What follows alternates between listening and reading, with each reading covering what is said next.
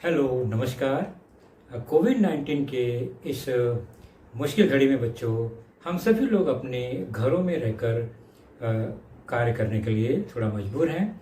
लेकिन मुंबई महानगर पालिका ने आपको घर बैठे ही पढ़ाने या यूँ कहें अध्ययन करने का एक मौका दिया है, जो कि हमारे महानगर पालिका के चैनल द्वारा आपको वीडियो के रूप में लेसन प्रसारित किया जाएगा। और उस लेसन के जो विषय हैं वो आपके स्क्रीन पर दिखाई देंगे और उसके टॉपिक भी आपको स्क्रीन पर ही दिखाई देंगे। तो चलिए शुरू करेंगे।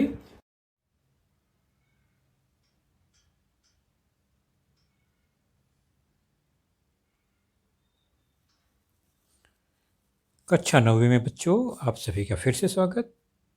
आज का हमारा विषय गणित भाग 2 और इस विषय के अंतर्गत हमारा आज का पाठ है आपके पाठ्य पुस्तक से पाठ 5वां क्वाड्रिलैटरल अर्थात चतुर्भुज, जिसका भाग दूसरा हम आज देखेंगे। इसके अंतर्गत हमारा आज का जो घटक होगा वह है समांतर चतुर्भुज की कसौटियाँ और उससे संबंधित कुछ प्रमेय को हम समझेंगे। और मैं हूं आपका वर्चुअल मार्गदर्शक Ajay Kumar Maurya, MCGM virtual classroom Dadar से। तो इसके पहले के लेसन में बच्चों हमने समझा कि चतुर्भुज का अर्थ क्या है, चतुर्भुज के कुछ प्रमुख प्रकार हमने देखे और उसमें हमने समांतर चतुर्भुज के 2 प्रमेय को भी देखा। चतुर्भुज के प्रमुख प्रकार में समांतर चतुर्भुज, आयत, समचतुर्भुज, वर्ग, समलंब चतुर्भुज और ये पतंग प्रमुख हैं ये चतुर्भुज के प्रकार, जिसमें हम समांतर चतुर्भुज पर चर्चा कर रहे थे, जिसमें हमने देखा वह चतुर्भुज जिसकी सम्मुख भुजाएं समांतर होती हैं और विकर्ण एक दूसरे को समद्विभाजित भी करती हैं। तो सम्मुख भुजाएं सर्वांगसम, समांतर और विकर्ण एक दूसरे को समद्विभाजित करती हैं। सम्मुख कोण भी सर्वांगसम होते हैं। तो ये सारे गुणधर्म समांतर चतुर्भुज में होते हैं। उसके 2 प्रमेय को हमने जाना कि समांतर चतुर्भुज के सम्मुख कोण तथा सम्मुख भुजाएं सर्वांगसम होते हैं। पेज नंबर 60 पर इसका बाकायदा प्रमेय लिखा हुआ है, इसलिए यहाँ हमने इस पर ज़्यादा चर्चा नहीं की, लिखकर वापस दोबारा। दूसरा है समांतर चतुर्भुज के विकर्ण एक दूसरे को समद्विभाजित करते हैं। पेज नंबर 61 पर ये पूरा डिटेल में लिखा हुआ है आपके पाठ्यपुस्तक में। आज हम जानेंगे समांतर चतुर्भुज की कसौटियाँ, test for parallelogram. Page number 63 पर समांतर चतुर्भुज की कसौटियाँ, उसे हम जानेंगे। तो जिस चतुर्भुज की सम्मुख भुजाओं की जोड़ियाँ सर्वांगसम हो वह चतुर्भुज समांतर चतुर्भुज होता है। अर्थात सम्मुख भुजाओं की जोड़ी सर्वांगसम हो गई तो वह चतुर्भुज समांतर चतुर्भुज होता है। मान लीजिए ये एक चतुर्भुज है, नाम उसका PQRS, और इसमें सम्मुख भुजाओं की जोड़ी सर्वांगसम है, यह दिया गया है। तो PS सर्वांगसम QR और PQ सर्वांगसम SR, ये दिया गया है चतुर्भुज में। हमें क्या सिद्ध करना है? प्रश्न में लिखा गया है, कथन में, कि वह चतुर्भुज समांतर चतुर्भुज होता है। तो साध्य हो जाएगा चतुर्भुज PQRS समांतर चतुर्भुज है। तो इसे समझने का प्रयास करते हैं। उत्पत्ति आपके पुस्तक में पेज नंबर 63 पर लिखी गई है, आप समझने का प्रयास करिए। तो सबसे पहले एक रचना करते हैं और पी आर को मिलाते हैं, पी आर खींचते हैं। बच्चों, जब भी समांतर चतुर्भुज सिद्ध करना होता है तो उनके गुणधर्मों को सिद्ध करते हैं। उदाहरण के तौर पर अगर हम सिद्ध कर दें कि दो रेखा को कोई रेखा प्रतिच्छेदित करती है तो बनने वाले एकांतर कोण सर्वांगसम होते हैं, तो हम सिद्ध कर पाएंगे कि वो रेखाएं समांतर हैं। तो रेखाएं समांतर हो जाएंगी तो चतुर्भुज समांतर सिद्ध करना आसान हो जाएगा। दूसरा है, दो रेखा और उसको कोई तिर्यक रेखा प्रतिच्छेदित करती है तो बनने वाले अंतःकोणों का मापों का योग 180 अंश होता है, तो वह भी दोनों रेखाएं समांतर होती हैं। तो ये कुछ गुणधर्म हैं, उनको हम सिद्ध करेंगे तो उससे चतुर्भुज समांतर सिद्ध हो जाता है। चलिए यहाँ देखते हैं क्या करेंगे। विकर्ण पी आर खींचा हमने और दो त्रिभुज बनेगा इसको विकर्ण के कारण। एक त्रिभुज एस पी आर और दूसरा त्रिभुज क्यू आर पी। दो त्रिभुज दिखाई दे रहे हैं। अगर हम इन दोनों त्रिभुजों को सर्वांगसम सिद्ध कर दें तो संगत कोण भी सर्वांगसम सिद्ध होगा और उनका उपयोग फिर हम एकांतर कोणों की कसौटी से हम रेखाएं समांतर सिद्ध करने का प्रयास करेंगे। तो यह दो त्रिभुज दिखाई दे रहे हैं और दी गई जानकारी के हिसाब से भुजाएं भी सर्वांगसम है दोनों त्रिभुज की कुछ, और बीच में जो विकर्ण है वह दोनों में उभयनिष्ठ है, अर्थात भू भू भू कसौटी से ये दोनों त्रिभुज सर्वांगसम हो जाएंगे। तो भुजा एस पी और क्यू आर सर्वांगसम है, दिया ही गया है। एस और एस आर और क्यू पी भी दत्त है, दिया गया है। और पी आर और पी आर दोनों सामान्य भुजा ही हैं दोनों त्रिभुज के लिए। तो त्रिभुज सर्वांगसम हो गए भू भू भू कसौटी से। ओके, त्रिभुज सर्वांगसम हो गए तो ये जो संगत कोण है यहाँ पर, एक तरफ का पी और एक तरफ का आर, उसी प्रकार दूसरी तरफ का पी और दूसरी तरफ का आर, वह भी सर्वांगसम हुआ। संगत कोण है सर्वांगसम त्रिभुजों के।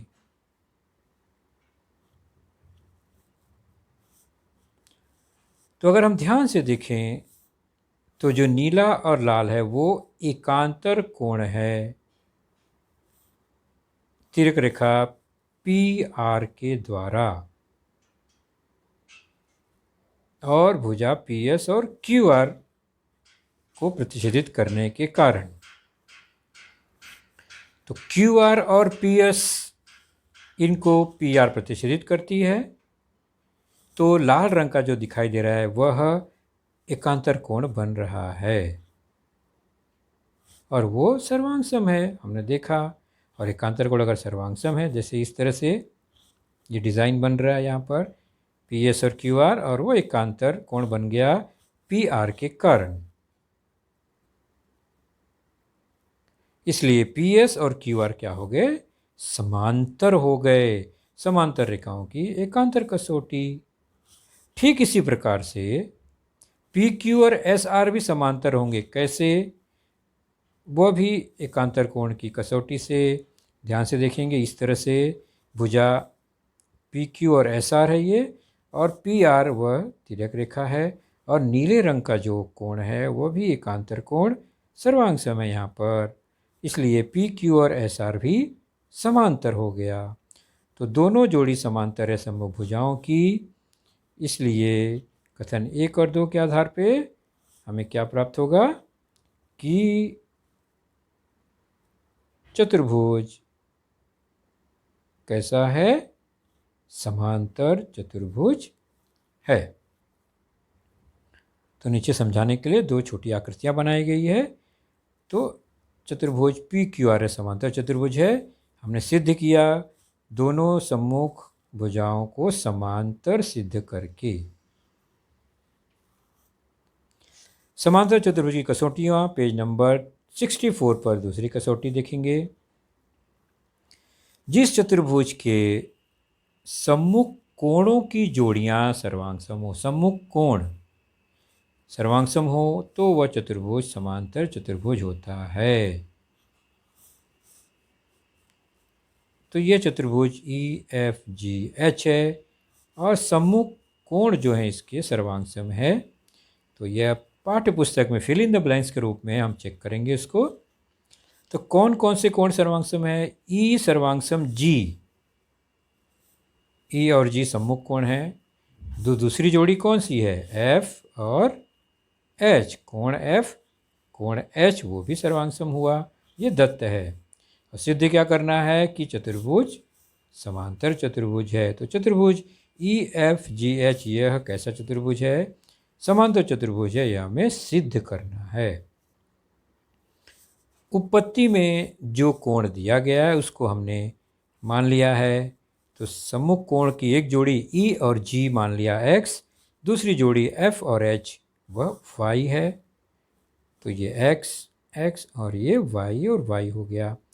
अब हम क्या करेंगे? चारों कोणों के मापों का योग कितना होता है? 360 डिग्री। तो चारों मिलाकर 360 होगा। माप लिख देते हैं XY। तो XX YY 360 अर्थात 2x और 2y, 2x और 2y कितने हो गए? 360। x धन y 180 और XY क्या है? G और H 180।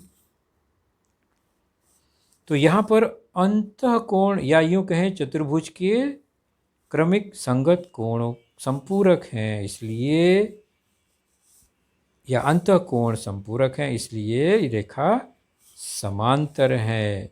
HE और GF तो समांतर रेखाओं की अंतःकोण कसौटी हो गई। उसी प्रकार G और F भी 180 हुआ, X और Y है, इसलिए भुजा GH और भुजा EF यह भी समांतर हुआ। समांतर रेखाओं की अंतःकोण कसौटी।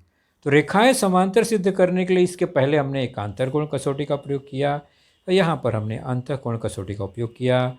तो दी गई जानकारी के हिसाब से हम किन कसौटियों का प्रयोग करते हैं यही महत्वपूर्ण होता है। अब चूंकि पहले में एक जोड़ी समांतर है, दूसरे कथन में एक जोड़ी समांतर है, तो दोनों जोड़ी समांतर है, इसलिए कथन 1 और 2 से चतुर्भुज EFGH यह क्या हुआ? समांतर चतुर्भुज है। अगली कसौटी पेज नंबर 65 पर है, समझने का प्रयास कीजिए। जिस चतुर्भुज के विकर्ण परस्पर समद्विभाजित करते हों वह चतुर्भुज समांतर चतुर्भुज होता है। यानी चतुर्भुज है, विकर्ण अगर समद्विभाजित कर रहे हैं तो वह चतुर्भुज समांतर चतुर्भुज होगा। तो यह एक चतुर्भुज है, नाम दे दिया ABCD, और इसका खास बात है कि इसके जो विकर्ण हैं वो एक दूसरे को E पर प्रतिच्छेदित करते हुए समद्विभाजित कर रहे हैं।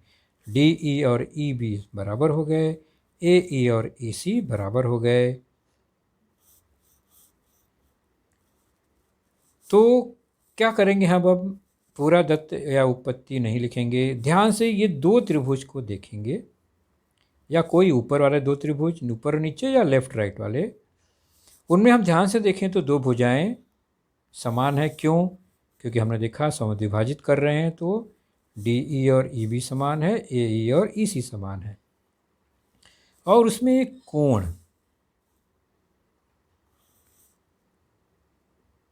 यह शीर्षाभिमुख कोण, यह समाविष्ट कोण, ये भी समान होंगे। तो भू कसौटी से त्रिभुज ADE और CEB सर्वांगसम हो गए, तो उनके संगत कोण भी सर्वांगसम हो जाएंगे।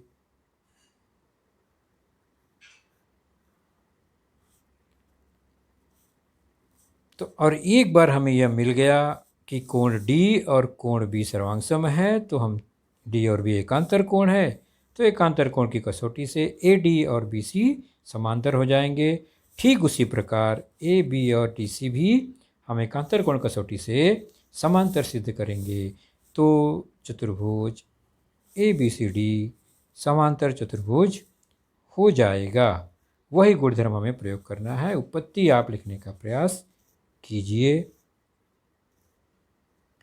पेज नंबर 65 पर अगला है, जिस चतुर्भुज की सम्मुख भुजाओं की एक जोड़ी सर्वांगसम और वही जोड़ी समांतर भी हो तो चतुर्भुज समांतर चतुर्भुज होता है। दूसरी जोड़ी के बारे में कुछ नहीं कहा गया है। एक जोड़ी सर्वांगसम और समांतर दोनों हो तो चतुर्भुज अपने आप समांतर चतुर्भुज हो जाता है। अर्थात यह एक चतुर्भुज है, नाम ABCD। इसमें BC और AD सर्वांगसम है और समांतर भी है। तो ABCD समांतर चतुर्भुज है, ये हमें सिद्ध करना है। तो हम रचना में क्या करेंगे, B और D को मिला देंगे और मिलाने के बाद ध्यान से अगर देखें, ये दो रेखा या भुजा और ये प्रतिच्छेदित करने वाली रेखा है, तो उसमें ये कोण और ये कोण सर्वांगसम होंगे। क्यों? क्योंकि BC और AD समांतर पहले से दिया गया है। BC और AD समांतर है, तो ये तिर्यक रेखा है, तो एकांतर कोण सर्वांगसम हो गए। तो एकांतर कोण सर्वांगसम होने के बाद क्या हुआ यहाँ पर, तो आकृति में कौन सा गुणधर्म हमें पता चल रहा है? दोनों त्रिभुज को ध्यान से देखेंगे तो यहाँ पर BD दोनों में कॉमन है। BC सर्वांगसम है AD के और कोण B और वहाँ कोण D दोनों का सर्वांगसम है। तो भू कसौटी से दो त्रिभुज जो बनेंगे वो सर्वांगसम हो गए। अगर ये त्रिभुज सर्वांगसम है तो संगत कोण जो है B और D जो है एक एक त्रिभुज का, वह भी सर्वांगसम हो जाएगा।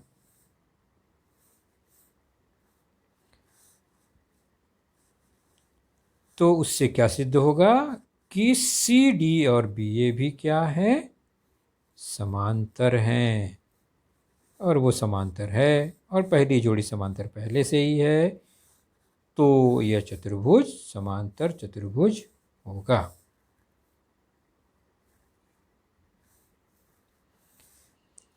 प्रश्न संग्रह 5.2 पेज नंबर 67 पर जो पहला उदाहरण है हम उसको हल करने का प्रयास करेंगे। आप ध्यान से सुनिए, समझिए और आवश्यकता अनुसार नोट करते जाइए, क्योंकि मैं पूरा का पूरा प्रमेय सॉल्व नहीं करूँगा।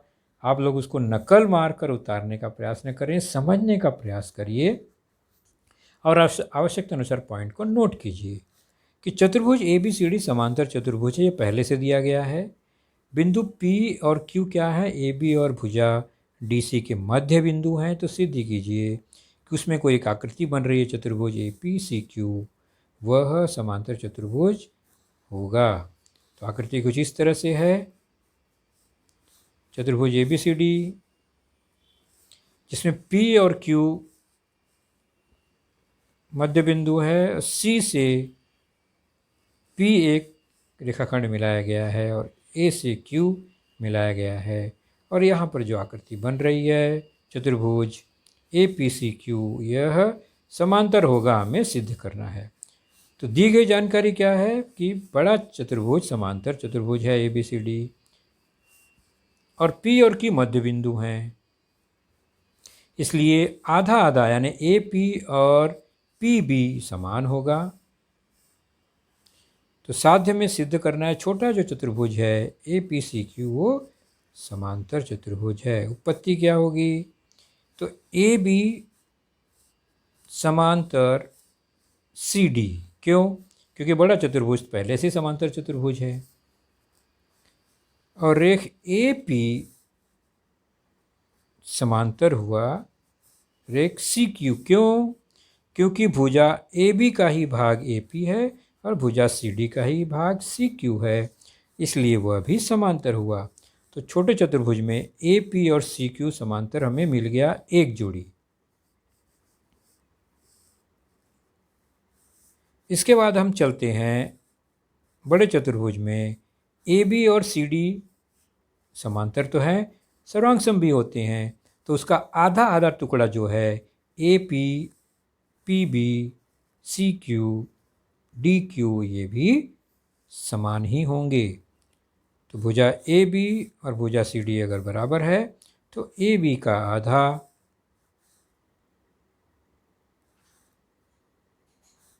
आधा मतलब और सी डी का आधा, ए बी का आधा ए पी, सी डी का आधा सी क्यू, ये भी समान होंगे। अर्थात ए पी जो कि आधा है ए बी का और सी क्यू जो कि आधा है सी डी का, वह भी समान हुआ। तो पहले कथन में ए पी और सी क्यू सर्वांगसम है जैसा कि हम देख रहे हैं, और दूसरे कथन में, और पहले कथन में मिला था कि ए पी और सी क्यू समांतर हैं। तो समांतर हैं एक जोड़ी और वही सर्वांगसम भी है। तो हमने पहले जाना कि किसी चतुर्भुज का भुजाओं की सम्मुख भुजाओं की एक जोड़ी भी अगर समांतर और सर्वांगसम हो तो चतुर्भुज समांतर चतुर्भुज होता है। इसलिए कथन 1 और 2 से चतुर्भुज ए पी सी क्यू समांतर चतुर्भुज हैं।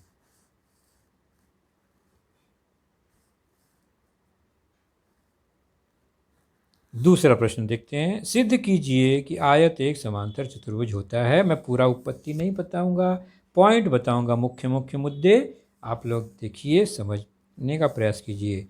दिया गया है कि आयत है, यानी एक कोई चतुर्भुज जो आयत है, तो चतुर्भुज एबीसीडी आयत है, ये दत्त हो गया। कथन को ध्यान से देखकर हमें पता चला कि आयत दिया गया है और यही आयत जो है एबीसीडी वह समांतर चतुर्भुज है, ये हमें सिद्ध करना है। तो चतुर्भुज एबीसीडी एक समांतर चतुर्भुज है, सिद्ध करना है। आयत है तो क्या खास बात है कि चारों कोण समकोण है, ये दिया गया है।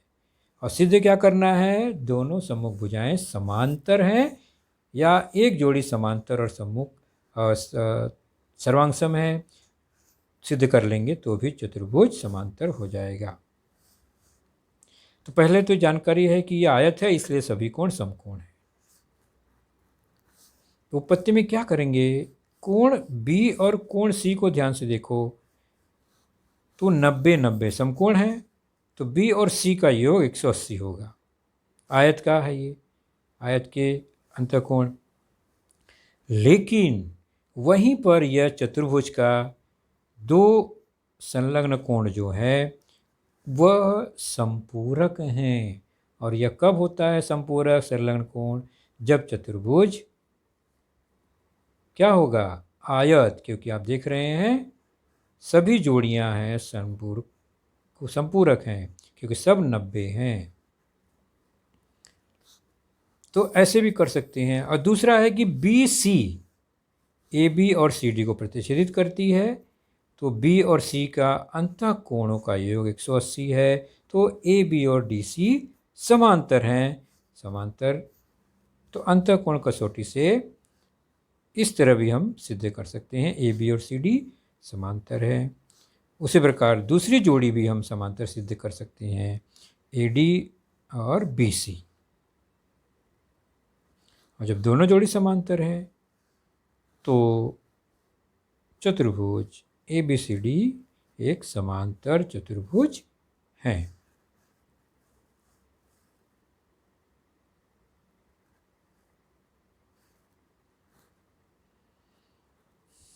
चौथा प्रश्न देखते हैं पेज नंबर 67 पर 5.2। सिद्ध कीजिए कि समांतर चतुर्भुज के चारों कोणों के समुद्विभाजकों से बना चतुर्भुज आयत होता है। बच्चों इसे ध्यान से समझने का प्रयास कीजिए। क्या कह रहा है यह प्रश्न कि एक चतुर्भुज समांतर चतुर्भुज है, बराबर उसके चारों कोणों को समुद्विभाजित करने वाली जो किरणें हैं, जैसे कि ये ए को बी को समुद्विभाजित किया, सी को समुद्विभाजित किया और डी को समुद्विभाजित किया, तो इन किरणों से बनने वाली जो आकृति है PQRS, यह एक आयत है, हमें सिद्ध करना है। चलिए मैं पूरी उत्पत्ति नहीं लिखूंगा, आप समझने का प्रयास कीजिए। हमें ये पता है बच्चों कि A और C सम्मुख कोण हैं समांतर चतुर्भुज के और सर्वांग होते हैं, और जो AR है वो कोण समुद्विभाजक है, उसी प्रकार CP भी समुद्विभाजक है। अगर हम एक कोण X माने तो दूसरा हिस्सा भी X हो जाएगा कोण A में। ठीक उसी प्रकार C में भी वही हाल होगा, दोनों समान है तो वहाँ भी x x हो गया। अब B और D को अगर हम उसके आधे आधे हिस्से को y y माने तो B और D का आधा आधा टुकड़ा y y हो गया। अब क्या करना है, जो अंदर का चतुर्भुज है हमें सिद्ध करना होगा कि उसके सभी कोण समकोण हैं या उनका माप 90 अंश है। कैसे देखेंगे, ध्यान से देखेंगे। ये देखिए एक त्रिभुज, इसको ध्यान से देखिए। त्रिभुज जो बना है उसमें एक कोण x है, दूसरा y है और तीसरा r है। x धन y धन r, आया समझ में? चलिए और भी है, या ये त्रिभुज देखिए x y और s, x धन y धन s। तीसरा त्रिभुज देखिए, वो भी x धन y धन q। तो हमने देखा कि जो त्रिभुज है उसमें एक कोण x है, एक कोण y है और एक कोण जो अंदर वाले चतुर्भुज का है वह है। तो ABCD एक समांतर चतुर्भुज है और कोण C और कोण D समांतर चतुर्भुज के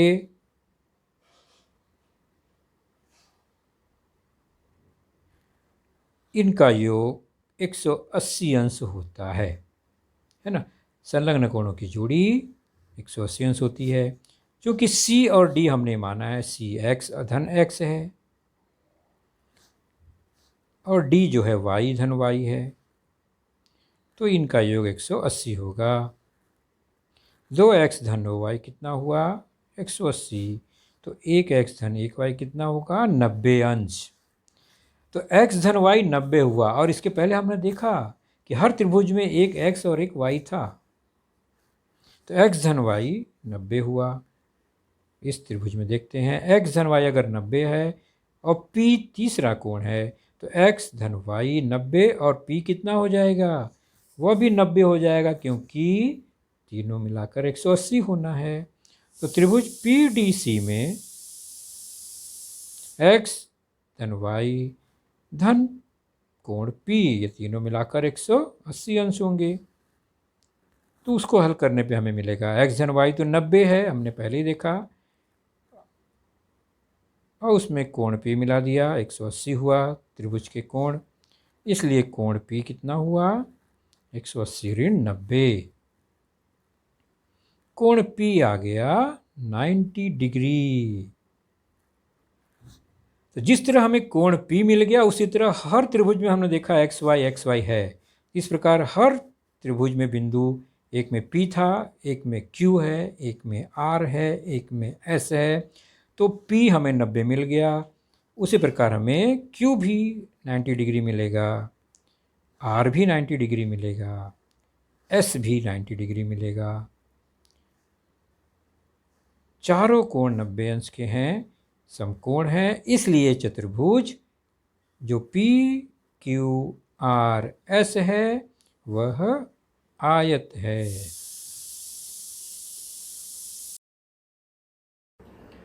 तो बच्चों, आपने देखा आज का लेसन, उसके प्रमुख मुद्दों को ध्यान से बार बार दोबारा देखकर समझने का प्रयास कीजिए, क्योंकि एक बार देखने पर किसी को भी वो पूरा मुद्दा समझ में नहीं आता। तो जैसे ही हम 2 बार 3 बार देखेंगे तो हमें वह समझ में आने लगेगा। और इसके आगे की जानकारी जो होगी बच्चों, वह निश्चित ही हमारे अगले वीडियो में होगी। तो उस वीडियो को देखने के लिए, उसकी सूचना प्राप्त करने के लिए जो नीचे सब्सक्राइब का बटन होता है उसे ज़रूर प्रेस कीजिए और नोटिफिकेशन ऑन रखिए, ताकि जैसे ही हमारा लेसन चैनल पर डाला जाएगा आपको वह तुरंत प्राप्त होगा।